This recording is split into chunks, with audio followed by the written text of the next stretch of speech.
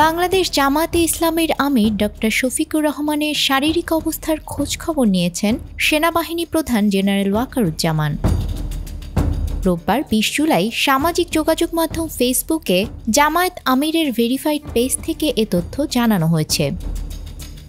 Facebook পোস্টে বলা হয়, আমিরে জামায়াত ডক্টর শফিকুর রহমানের অসুস্থ হওয়ার খবর শুনে সেনাপ্রধান জেনারেল ওয়াকারুজ্জামান ফোন করে শারীরিক অবস্থার খোঁজ খবর নিয়েছেন।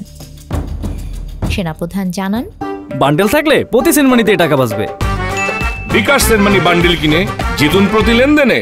জামায়াত আমিরের চিকিৎসার জন্য যে কোনো সহযোগিতা দিতে প্রস্তুত রয়েছেন। খোঁজ খবর নেয় ডক্টর শফিকুর রহমান বলেন, সেনাপ্রধান জেনারেল ওয়াকারুজ্জামানকে আন্তরিকভাবে ধন্যবাদ ও কৃতজ্ঞতা জানাচ্ছি। এর আগে গতকাল সোহরাওয়ার্দী উদ্যানে জামায়াতে ইসলামী আয়োজিত জাতীয় সমাবেশে বক্তৃতা দেওয়ার সময় অসুস্থ হয়ে পড়েন ডক্টর শফিকুর রহমান। 2 বার পড়ে যান তিনি। পরে বসে বসে নিজের বক্তব্য শেষ করেন।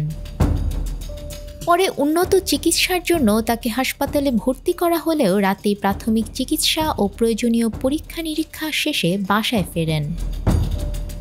নিউজ ডেস্ক, আমাদের সময়।